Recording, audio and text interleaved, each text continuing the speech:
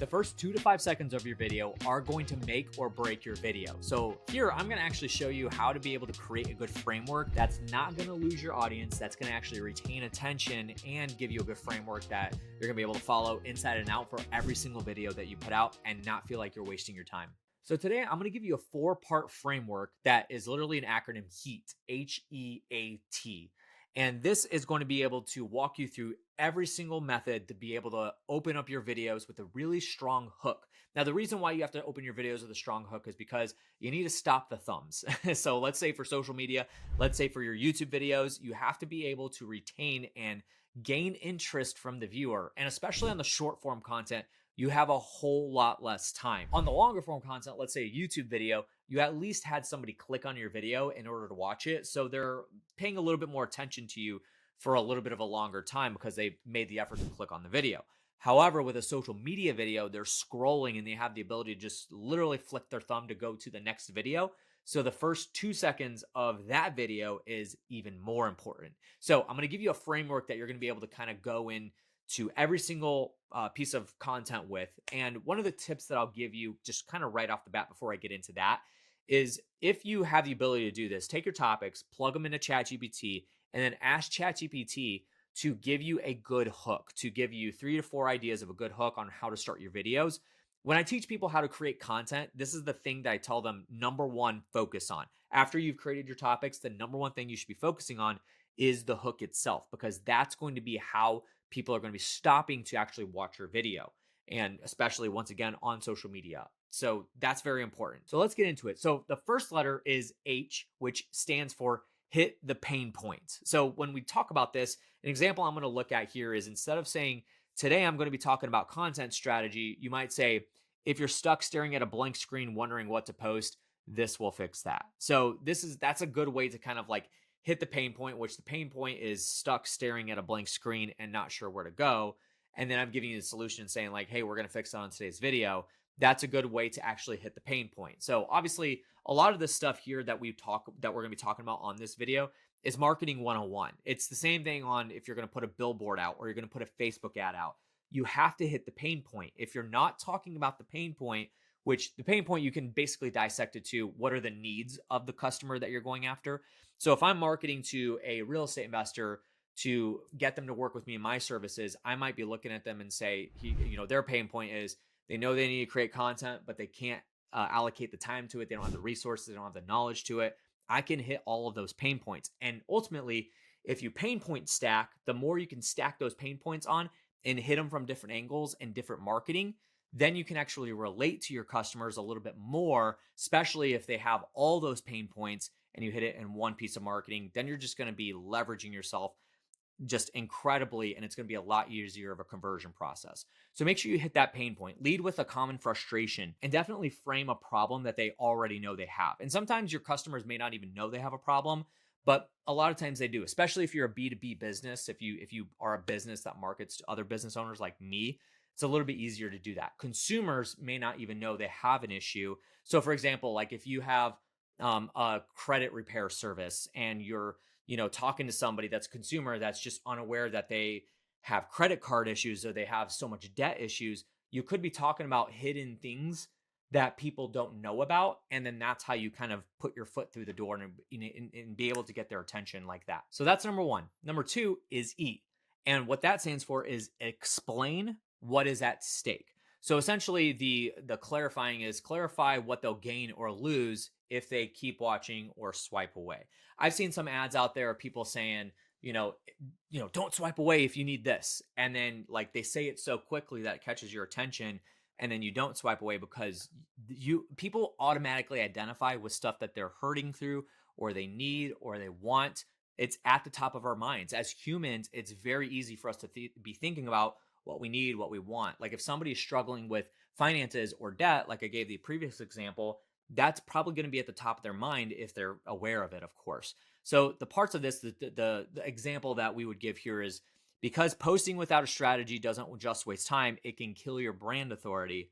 That's what's at stake, is killing your brand authority. Or another good way to look at that from another perspective would be if you don't put out content marketing, then your competitors could be gaining an edge on you. And that's what's at stake, is the competitors gaining an edge on you. So that's maybe how I would open that video if I did that type of topic. So some tactics here would be to show urgency, to emphasize the cost of the inaction, and then to promise real outcome. Now, those three things combined are going to be able to kind of like give you a good framework to be able to build off of this point, which is explain what's at stake. So if we go back to the first one, is to hit the pain point and then explain out what's at stake. You kind of want to hit the pain point first, then explain what's at stake, and then we move on to the next two other ones.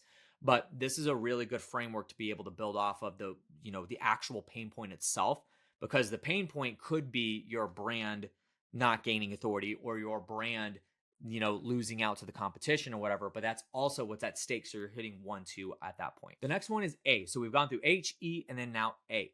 Announce what they will get. So it's literally just like announce what they'll get. And essentially that is like, if you're watching this video, here's what I'm going to talk about today. Like, get to the point. People don't want to be beating around the bush. Like, I watched a YouTube short video today, and during the video, they kind of like, I don't really remember exactly what the video was about, but I do remember disliking the video because it was definitely clickbait. Like, it was something I had interest in, and then by the end of the video, they didn't even show anything, and it was like, okay, well, I'm not like this sucks. So I disliked their video, and I wasn't the only one that did that.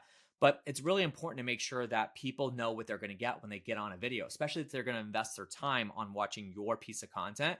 You need to get to the point and let them know exactly what they're going to be getting out of it. So an example for this is, tell them exactly what value they'll get by the end of the video. So the example might be, in the next few minutes, I'll give you my 3-step content system that works even if you have 0 time on your hands. So that could be that kind of like announce what they get scenario, but I'm telling you exactly what you're going to be walking away with at the end of the video. When I started this video with my hook, I strategically said like, hey, this is going to be something that's a framework that you're going to be able to walk away with in order to be able to create good hooks and start your videos from here on out. So some tactics with this is be ultra clear. 3 tips is the exact framework, some checklists, like here's the 3 tips that I'm going to give you to be able to walk away with X, Y, and Z. So the topic of this video is the 4 pillars of creating a good hook. Those are 4 items. So we're definitely going to be going through those 4 items. Now, if I stopped this video at number 3 and said, for the next one, you got to go to the next video, that could be a cliffhanger. And sometimes that just doesn't burn out well. It just doesn't do well because people don't like to have the rug ripped out from underneath them. Now, if you have more information, or maybe you have a deeper system, then sure. But if I tell you I'm going to give you something on a video, then I'm going to give it to you on a video. So you need to make sure that you follow those ethics as well. So the last one for T is the topic twist. Now, the reason why we talk about this is because we don't necessarily want to give away all of the information right up front, right? Like if I'm telling a story and I tell you the end first, there's the whole thing of like having the end in mind and that sort of thing. I got to tee it up first. There's a good method to be able to say like, hey, this is the ending, and then you tell the story. But that's very few and far between, especially if I'm giving you information or tactics or something like that. For me to give you the whole thing, the whole enchilada right up front, that is going to leave a lot of context out of place. And maybe I'm not able to explain everything for you to completely grasp the topic. So an example of this is to add a hint of surprise or something unexpected to build intrigue. It's just kind of playing the guessing game. Like, again, it plays off of the previous point, is announce what they'll get. We're still going to tell you what you're going to get. So at the beginning of this video, I said this is the 4-step framework to be able to create a hook. And then I gave you the example of why you needed a hook and that sort of thing. But I didn't tell you exactly what the points were until we got to each one of those. That's what this kind of talks about, is I teased the topic just a little bit. So an example of this is, in the real secret, it has nothing to do with content volume. So if I might start a video and say, here's how you can create a consistent game plan for your content strategy, and the real secret is that it has nothing to do with volume, then that's kind of like the tease or the twist of the topic. Some tactics with this would be a contrarian statement. So the real problem isn't what you think. So it's like kind of hitting it from a different angle. And then the next one is use mystery. Most people miss this one thing. And I do that a lot. I like to say that a lot, and I think it does a really good job. And then tease a case study or a story coming later. So I might at the beginning of the video say like, yeah, and what we're going to be talking about on number 4 is going to be very interesting for you. So make sure you stick around. And then I go through the video, and then when we get to number 4, I deliver that, promise that I gave to you, that story. So that's kind of what this is. This is the 4-step framework to be able to start your hook. And what you could do is you could take this transcription of this video, plug it into ChatGPT, plug it in with your topics and say, here's my topics. Here's a framework I learned from Josh. Please create me some hooks based around this framework for each one of my topics. That's going to be a really good way for you to be able to actually have AI create some starting hook points for you in order to start your videos. So how to start your videos is extremely important. Make sure you do focus on it. Spend some time on crafting what those first things out of your mouth are going to be. And I promise you, you're going to be seeing results that you didn't see before. So that's going to do it for today's episode. Thank you guys so much for watching. Make sure you subscribe if you haven't already. Leave a comment below if you have any more questions or comments. And make sure you follow me on social media at Josh Culler. You'll find me on Instagram and Facebook. Send me a direct message. Let me know you came by way of watching my videos. Thank you guys for watching. We'll see you in the next one. See ya.